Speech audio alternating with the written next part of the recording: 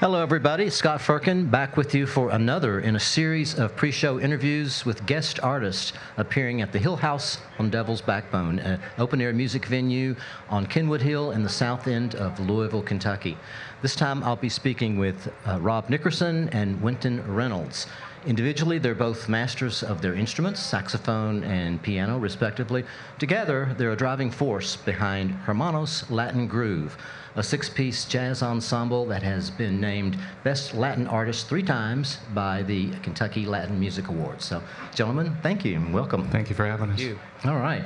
We want to talk about the group some, but first let's get to know each of you a little bit better. Now, Rob, I understand you're originally an Indianapolis native? Yes, I am a Hoosier. Grew up in Indianapolis. I moved to Louisville in 2000 to go to graduate school at the University of Louisville. Okay.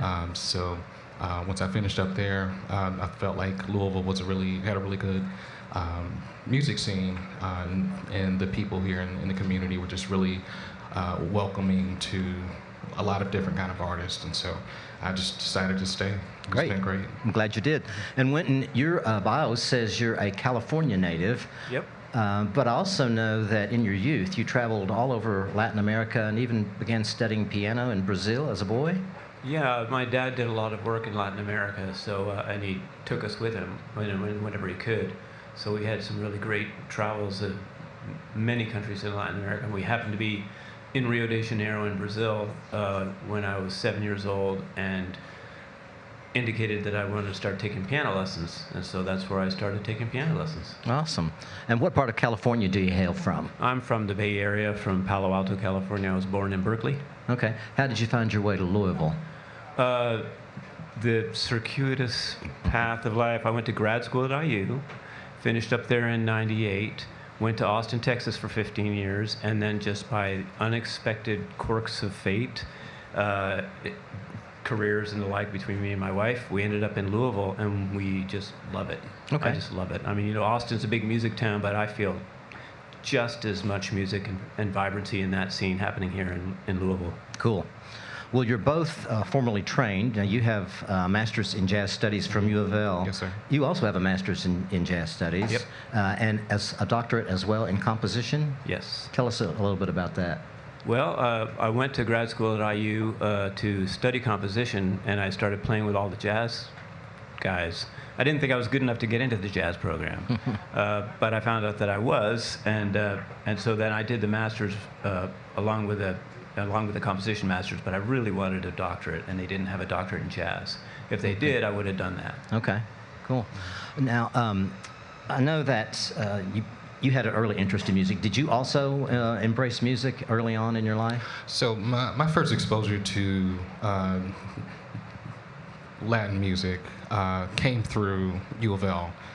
As you know, we were just talking before about those early years in the jazz program at U of L. We had a lot of graduate students from Brazil coming through, and so that was like my first exposure to the music and to the rhythm, the percussiveness, the syncopation of it all, and I just fell in love with it. And shortly thereafter, there was a family of Cubans who moved here, who were looking to put a band together, and so that was when I first got into more of the Cuban, Puerto Rican side of things, and sure. Again, the rhythms, the syncopation, everything, the percussion, this is really infectious, and I just loved it. I wanted to back up and ask what drew you to the saxophone as an instrument? Well, my first instrument was actually cello. Oh. I started that in 5th grade. That was my first instrument in 5th grade. And as I progressed, got to middle school, just decided I wanted to switch to saxophone. I had a lot of different, like 3 friends at the time who were all playing saxophone, and so I just wanted to join the club. Well, so I have to ask, were you in the high school band? Absolutely. I was absolutely in high school. Okay. I'm a band geek through and through. All right. And what drew you to the piano? Well, my sister would lock me out of the living room when she had her piano lessons, and so I figured if I got to take piano lessons, I could lock her out. That's part of the reasoning. Okay. Oh, I thought it was going to be a forbidden fruit kind of thing. Well, I mean, I really liked music and immediately loved playing it. And but actually, it's true. A little bit of a sibling rivalry was a pretty driving force. Okay. What drew, and this is for either of you, what drew you to jazz generally and Latin jazz specifically? So my high school in Indianapolis, we had a great band director. His name was Rudolph Fennell. He was a bass player, jazz bassist. So our high school jazz band was just an excellent group. It was like the top musicians, and they just sounded really good. And every year they would go to different jazz festivals and would win every single one. So when he first asked me to be in the jazz band, like I was, when I didn't feel like I was good enough to get in there, but he finally convinced me to join, and the rest is history. Okay. How about you? Well, so I actually played clarinet in middle school. Right, you did. And I was in the middle school band in my last year of middle school. And that band director there did the jazz band at the high school. And they had a second band, lower band and a top band, and they needed a piano player.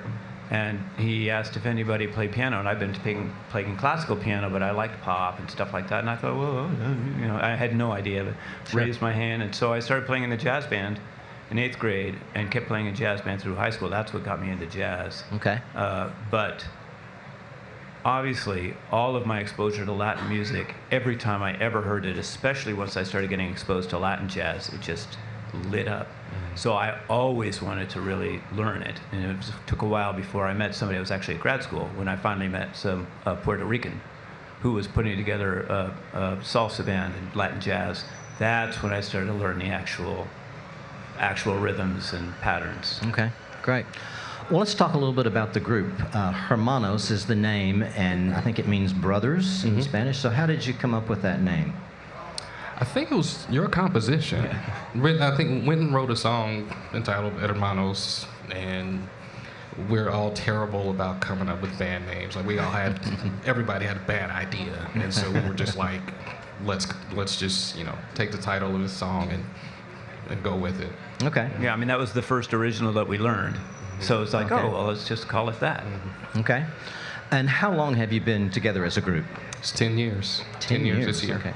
That's quite an accomplishment in and of itself. Yes, yeah. sir. And can you give us a little background on how the band came together, or how the group came together? So I think we all have our own kind of different recollection of it. It was kind of a mixture of intention and just serendipity. Yeah. I had conversations with our bassist, Yody, about potentially doing something.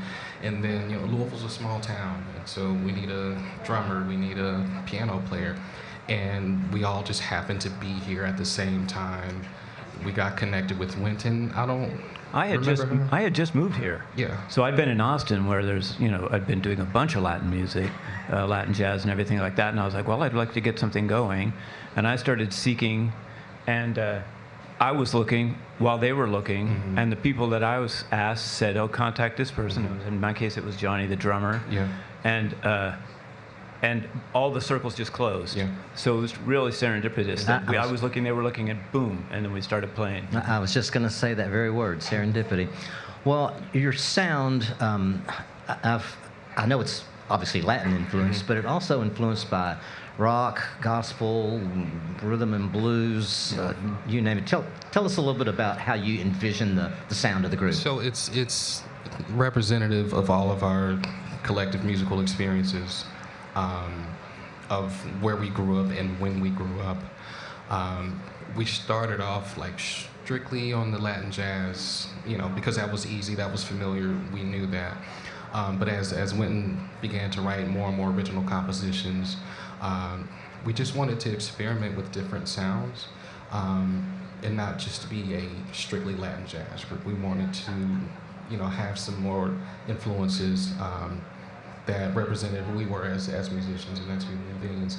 And Winton has just done a masterful job of bringing all of those things together and creating the sound that we have now, which is why we changed our name from Hermanos Latin Jazz Band to Hermanos Latin Groove. Okay. Yeah, it's a cultural fusion from the guys in the band. There's a lot of overlap, especially between Johnny and me, in terms of 70s fusion and Tower Power type of stuff and those kind of grooves, kind of music that I really liked, got me to jazz, so that's jazz fusion, and overlaps into R&B, and then also there's there are similar strains in Cuba of funk-influenced, heavily Cuban popular music. And so we were just mining all of that territory. That's great. And your repertoire consists almost entirely of original composition or arrangements, correct? Yeah, mostly now, yeah. Okay. Who does most of the writing? I do, yeah. Okay. But that being said, it's always modified by the band. Like, the band is a workshop, so things that I write initially don't always work, rarely actually, right off of the paper. So we tweak it, and we also have come up with arrangements just spontaneously in rehearsal. Okay. On where everybody throws out their ideas. So it's extremely collaborative. A true collaborative effort. Yeah. Okay. Let's talk about some of the other players. Can you just give us the rundown of who's in the group and what they play? Johnny Castaneda from Los Angeles, original member from the group. Actually, he likes to tell the story that when we called him to do the gig, like, he had not had a lot of experience playing the music, but as soon as we called him, he started listening and, just kind of fake it till you make it. And he and we had no idea. We thought he was just expert and he just knew how to do it, but no, he put a lot of work in. Our other original member, Yody Hernandez Martínez, he's from Cuba, bass player. He's had a ton of performing experience back in Cuba, and so he's just got a wealth of knowledge that we lean into a lot of times for when we're again being collaborative and trying to come up with the perfect sound for each song. And our two newest members, Leiva, the conga player, he's from El Salvador, and Alberto Abril is our guitarist. And he's been with us since 2001, right after the pandemic. And then Caleb has been with us for I think the last 2 or 3 years. Yeah. Okay. So so with the new members, that changed the sound as well. And Alberto's classically trained on guitar. Yes. So he has a very strong background in classical, but also growing up in Panama has played a lot of popular Latin music. So certainly a lot of cultural and musical diversity in the ensemble. Yeah, that's awesome. Well, I know you've played with the Louisville Jazz Society as part of their signature series. Where else might we have caught you around town? Well, we're certainly looking into that. Post-pandemic, we got really hit hard, and so it's just been tough sledding, trying to regain the footing that we had prior to. So right now we're working on a show in July 3rd, in collaboration with the Louisville Orchestra. They're doing a presentation over the bridge in Jeffersonville, Indiana, on July 3rd. So that'll be our next show. Okay. Let's see. Right. It's a big band. So before the pandemic, there was some clubs that would book 6-piece band. That's really what. Most of the clubs are now booking much smaller groups. So Jazz Society booked a band. We tend to play a lot of outdoor neighborhood things in the summer. So we start getting called for a lot of those kind of outdoor neighborhood parties, and sometimes out at Norton Commons and at World Fest. World Fest. We play every year at World Fest. Okay. So and things come up in the summer, but it's hard to predict. Sure. Okay. Well, I know this is not your first time at the Hill House, because you've been here once before with Hora Certa. Yeah. That's Mike Tracy's ensemble. Yeah, the Brazilian group. Yes. But this is your first time at the Hill House. Yes, and I'm loving every minute of it. And we haven't even started playing, but I'm super excited to be here. Well, we are thrilled to have you, and I don't think I'll take any more of your time. Let's wrap this up and see what you got for us tonight. All right. Thank you. Thank you so much for sitting down with me. Thank you. Thank you.